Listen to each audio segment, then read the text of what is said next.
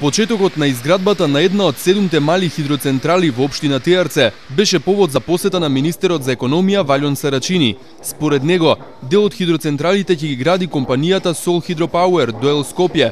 Со неа Министерството за економија има подпишано 4 договори за концесија на вода на водотекот на реката Бистрица.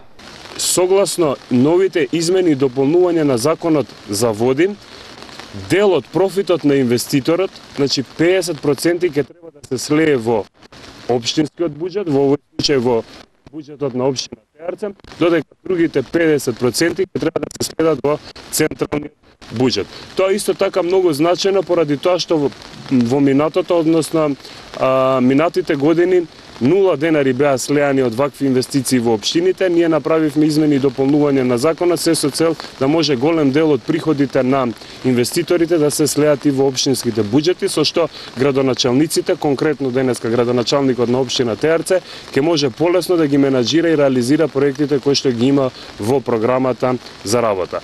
За општината се вкупно 7-3 овде, значи со компанијата Hydropower, со австријанците 2 во Доброште, река Ројна, исто така и во Одрид со компанија Урбан План. Вкупно се 7 мини хидроцентрали во општина Теарце ќе бидат вградени, значи за 2-3 години.